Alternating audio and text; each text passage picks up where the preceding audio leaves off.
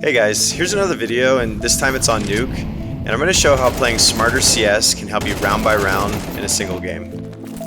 This video will include clips from a single level 9 to 10 Faceit game. We'll show some situational awareness plays, some utility, and even a 1 vs 5 ninja defuse. So we're going to focus on some practical plays that'll help you play smarter CS. So let's get started with Smarter CS on Nuke Volume 1. In this first clip, we actually lost a pistol round, so we're on a full eco here. But I wanted to show you how you can do a less expected late round vent dive.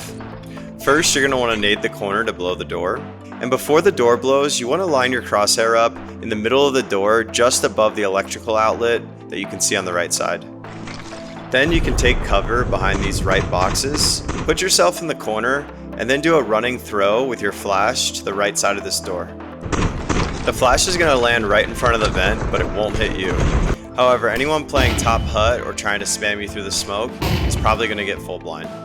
And you can see that was the case for this round, even though our hut hero ended up taking one for the team. Now, we weren't able to win this round, but I was able to get some extra money for the team, and it does give your team a chance. Now, this is a play that I strongly suggest you put into your playbook. You start by breaking the window, and what you're going to end up doing is pop flashing your entire team out the hut. From the roof, line your body up with the handle on this door, and then line your crosshair up with the bottom of this blue trim where it meets the vertical window frame. Then do a running jump throw, and it'll pop flash as soon as your team is coming out of the hut. Follow it up with a molly from the exact same position, and it'll land right on top of the hut. Now you can see from this clip that both of these guys end up eating this flash. And if the guy on hut would have lived any longer, he would have been mollied out. Now, we end up winning this round, but it ends up being a lot closer than I expected. Now this guy was pretty fishy all game, but I wonder if you guys think he was cheating after this. So there's nothing too crazy about that shot. But he ends up getting that kill through the smoke, and only a few moments later, he ends up getting this one. But lucky for us, they end up running out of time. Now this clip just shows that no matter what happens, you're not really ever out of a round. Now I end up dying early in this round, but I notice that one of our players is taking a lot of space outside and he's not calming anything. So I end up telling the rest of the team to group up towards ramp. That way we can take bomb site B quickly after this flank activates. So I just recommend calming even if your teammates aren't. So this is a round where I end up getting a 1 vs 5 ninja defuse. Both of our outside players end up dying pretty quickly. So I end up rotating downstairs pretty late. I try to tuck back here in hopes that I can catch a couple of them off guard. I was hoping with them thinking everything's clear that they wouldn't be planning safe, but they were. And pretty soon my last teammate dies, so I decide I'm going for the ninja defuse.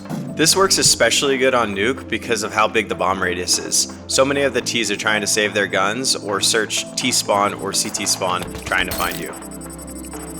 Now we end up winning this game 13-11, so every round is super critical at this point. Now once again, I get somewhat late information that they could be down secret, so I think I have enough time to get there, but I really don't expect anyone to be this close.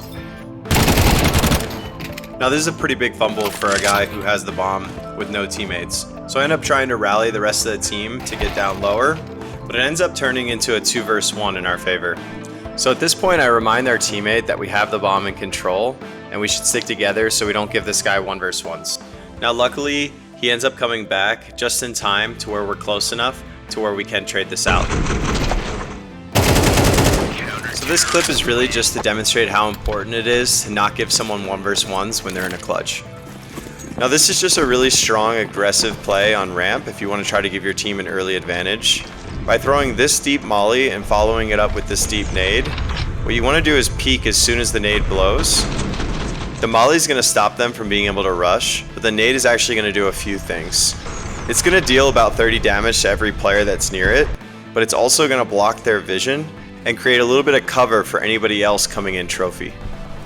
And ultimately, this is just going to give you a much more advantageous fight. One other thing nice about the molly is it lasts long enough to where you can still smoke off the entrance before it goes out. which gives you a good chance to punish players like this who don't know how to cut their losses. Now just to show how effective this play is, this is only 2 rounds later, and I'm doing the exact same thing and get another free kill. From this perspective, you can see exactly how effective this molly nade combo is, even if they're trying to smoke your molly and rush through it. Now for this last clip, it's in the same round, and I want to show you a good way to attempt to retake bomb site A. When you come up this ladder and you go to this corner, you can aim at the foot of the guy on this sign, and it'll do a perfect pop flash for bomb site A, but it won't hit you. Now in a moment, you'll see from their perspective that it hits a guy who's playing empty vent, and it also hits a guy behind silo, without them being able to dodge it. So that's it for Smarter CS on Nuke. I hope these clips helped you, and let me know in the comments if you think that guy was cheating who was helping us through the smoke.